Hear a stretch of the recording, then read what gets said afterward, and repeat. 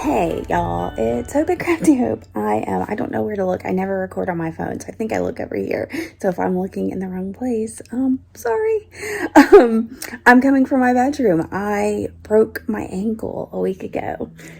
Yeah, I had surgery. I'd say I broke it on Monday. I had surgery on Friday, and I'm recuperating. So my doctor said I can get up and move around. We're still struggling with the best way to do that. So yeah, so I'm in the bed most of the time. We're making do. Sorry about, I'm in my pajama top and dirty hair, and we're working with how to do all that. This may not get shown, but I wanted to kind of show y'all what was going on and maybe go to the Yumi 3 stuff in a second, but let me see if what this button does. I don't know what that button does. So Alright, so here is what I'm working with. I've got a tray with some of my bead stuff on it. I'm watching some vlogs. And I have my Yumi 3 packet here from Michelle. So I thought I would show you what we got and figure out what we can do. So she's got a little slip in here telling us what we're using. And it is these, she's calling them red beads. I tried to get them on some wire. They don't have holes. So they're more like beady confetti. In this envelope is a little bit of gold leaf, and then she's got this beautiful mulberry paper with gold strands on it. So those are the 3 items for December's Yumi 3. Y'all, this is the last month of Yumi 3, and it's kind of killing me, but it's probably for the best because we're going to see if this even happens. So what I'm showing you over here is I have this Fiesta Wear box that I keep of Christmas crafty things in it. I asked my husband to bring it in here to me so I can sort through it to see if there's something I can use to create with it here. So I'm gonna sort through this, y'all. It's got most of it's like Dollar Tree stuff, like all of this garland. I've got some tags from the Dollar Tree and pom-poms. Got one of these like fake snow globe things and some stickers. More of that garland. There's foam balls. I got a little mini trees. I think I got some jingle bells, fake snow, all kinds of stuff. So I'm going to try to figure out what I can do from either here in the bedroom or maybe at the dining room table, because working at the craft desk at the moment is not doable. And anything I need to use, Pat's gonna have to go get for me. So I'm gonna try to do this with as limited supplies as possible. But I really want to have this up for y'all. Like I said, it's the last one. So we'll see where it goes. Wish me luck. Hey y'all, it is Yumi 3 time. Hopefully my intro little video explaining what was going on with me was in there, but I sat down and thought about what I wanted to do with these things that I have in this box. Y'all, this is mostly like cute little things I found at the Dollar Tree that I've put in this box I pull out in like November to do crafts. So I made a list of everything I needed and what I needed to do, and I'm gonna sit here at my dining room table. My husband helped me gather some things in a bucket, and we're gonna do something. So what I have planned on doing is making an ornament. So I think that's amazing. I'm going to use this old mint tin. It's a scripture mint thing I got. It was a favor at something, and I'm going to take it apart. So we're going to get going on this, and I'm probably going to do a voiceover for most of this. So let me get some of these shiny things out of the way. All right. So with these hinge lids, I found that if you just bend them open a little bit, those little prongs will open up enough that you can slip it off. And I should have used some pliers, but I just used my thumbnail to bend that down a little so that it wasn't so pokey. And that was it to get that lid off. And I'm just going to use that back portion of this and not the front portion. Now, I didn't like the words on the back. I could have sanded them, but I decided to use some of this crackle paint that I had. I just kind of painted it on there and put it off to the side. I just basically wanted to cover the words up. From there, I grabbed some of my Dollar Tree Christmas craft finds, and this is one of the little mini, not little mini, the mini bottle brush trays. And it does have a gold wood base on it, but I really wanted to shine this up, so I'm gonna grab my Mod Podge and a paintbrush and paint a little bit of Mod Podge on there. I'm gonna try to keep it not too wet, because really I just want that base to be tacky enough that I can put the gold foil on it. Again, this is already gold. I'm just blinging it up a bit more. And it was a good way to use my gold foil for this project. Now, despite the length of this video, I really didn't think it was going to be this long. This is such a super simple craft. I think some of this was just and I'll show you here later, my shakiness and that kind of thing for actually sitting at a table and doing something for the first time in over a week. Anyway, so like you saw, I'm painting that on. If you'll let the Mod Podge dry for just a second while it's not super wet, that foil will stick a little bit better than when it's super wet. There is a gold foil medium you can use, but pretty much any kind of glue will work with a gold foil. I'm using a dry paintbrush, kind of soft as I had on hand, to brush off some of the excess gold foil. And then I let that kind of dry. I've pulled out my little red bead things that Michelle sent, along with some E6000 and some toothpicks. And can you guess what's about to happen? I've also got a pair of tweezers I'm going to pull out here.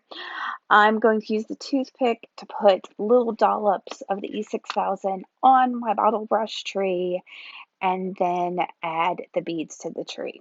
And those are going to be little red ornaments or lights that are on the tree, and it shows up beautifully. And I'm super shaky through this, and the tweezers become a little cumbersome, so I eventually moved to just using my fingers to get those beads on the tree. But I'm not going to sit here and show you me adding every single one of the beads that I put on here. I will say I didn't cover the whole tree because I knew that the back of the tree was going to be hidden against the back of the ornament. So I didn't bother putting it on there. I kind of found what part of the foil base I liked the most and decided that was going to be the front of my tree, and decorated that section with the E6000 and the gold beads. Gold, I keep saying gold, the red beads. Now, if I had a little bit more time and maybe a little more thought, I might have grabbed, I don't know, some kind of small thing and put some of the gold foil on it, maybe some other kind of beads, and made some gold ornaments as well, or even put gold foil on those red beads to get some gold beads on there. But I was trying to keep this as simple as possible, knowing that I just had to keep my stamina up just to get through this. Like I said, I had a whole list of what I wanted to do and the order I wanted to do it. So there's a look of my completed tree, or mostly completed tree. And what am I going to do now? Okay, so I have these gift tags, which look like cool tags. I may use them for another project. And they do come with some like gold thread in them to hang the tags on. I thought maybe I'd use those possibly, but I did have some wire that I used instead because I do like me some wire. So basically, I am just taking one of those tags, and I liked the word peace at the bottom of this deer one, and I'm cutting it just kind of in an oval, something a little more attractive than just a kind of a square shape. There were lots of sentiments on those, and if I had used a larger mint tin, I might have used one of the other images or the sentiment on one of the others, but since I'm using one of these tiny mint tins, I went with the smallest word I could find on those tags. So, and peace is a good word right now. It's something I think we all kind of need. So I'm using one of the Big Brush Artist pens. It's a pit pen from Faber-Castell. Just go around that outside cut edge and over a little, just so that this little word will have some shadow to it and it'll pop off of that mulberry paper in just a little bit. I'm getting ahead of myself, I suppose, because like I said, I had a plan. I knew what I was doing. I don't always come into these projects know what I'm going to do, but this time I did.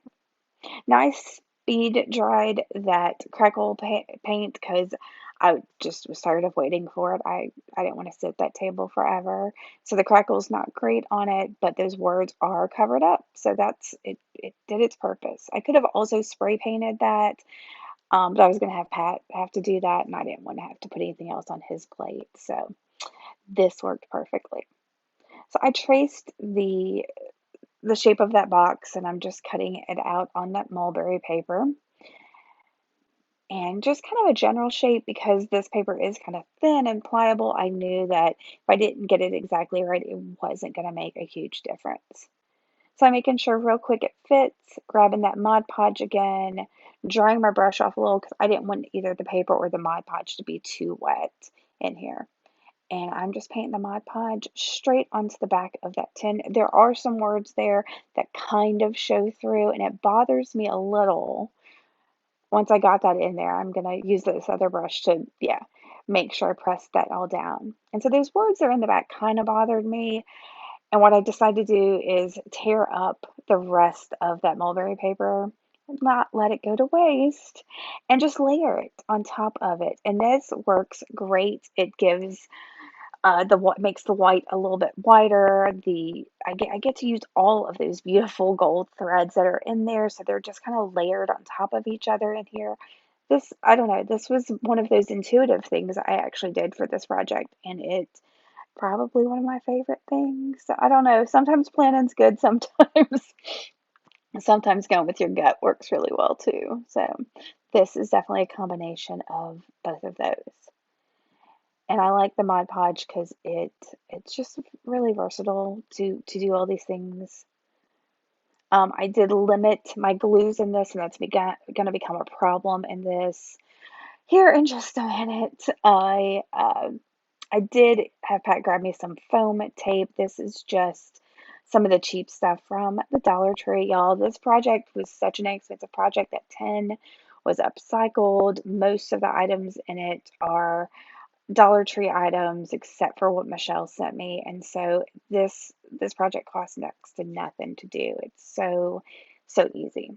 So I just put that foam tape, a couple layers in the back, sticking it straight into my tin, just where I knew I wanted it. And so it's popping up off of there. This ends up being a little diorama. Super great. Love it. Now this is where I could have used and should have probably used hot glue. I'm going to put the E6000 on the base of the tree and eventually on the inside of the tin to try to get my tree glued in there. Hot glue would have been a better option because it dries so much faster. E6000 has it's a strong glue once it's dry, but the drying time is kind of long. So I like it because I do get a chance to work with things when I'm using it. And for this project, I was just trying to just have some limited materials. So that's why I went with it. But yeah, hot glue would have worked so much better for that along with this next thing. So I have this garland that I got at the Dollar Tree. I really liked just the garland without the little gifty things hanging off. So I found where the gifts were twist tied onto it and went ahead and untwist tied one of them off and cut down a length of it. This is a wired garland, but the scissors cut through that wire just fine. All right, so here again, I'm using the E6000 to glue this garland down. Hot glue would have been so much better because it kept popping off because it just wasn't drying. So I cut out some of the drying time on this because y'all don't need to see me keep pressing this back down.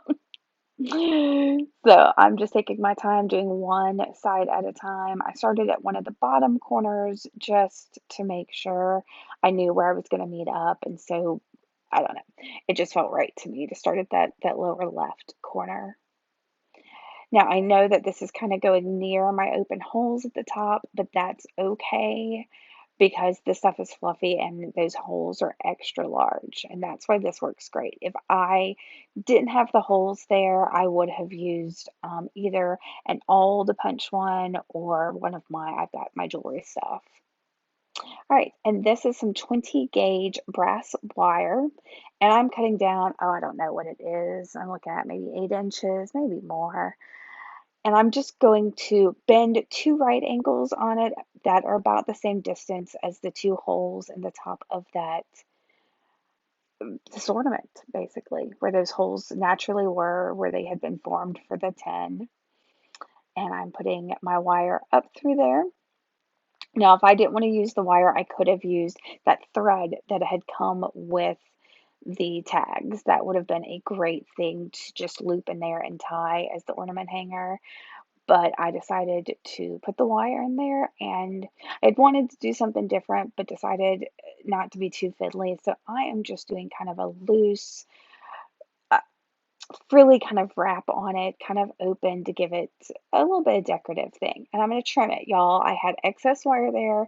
So you always, when you trim wire, you put your hand over it to catch that wire. You do not want that wire to go flying anywhere, because it could end up in your eye or on the floor where you can step on it. And you don't want that, I promise. So I twisted the other side as well. I'm kind of making this kind of a pyramid-y shape. I trimmed it again. You saw I cupped my hand over it to catch that excess wire, and I'm using another pair of pliers to kind of just press down that end so it's not super pokey. And y'all, that's it. This came together just the way I imagined. It was super easy, and it got me out of the bed and creating, and I loved it. So thank you to Michelle and Tiffany for this opportunity. I've loved the Yumi 3, and I hope you will go check out what they did along with any of the other participants. All right, y'all. Merry Christmas, happy holidays, and have fun. Thanks for watching. Bye.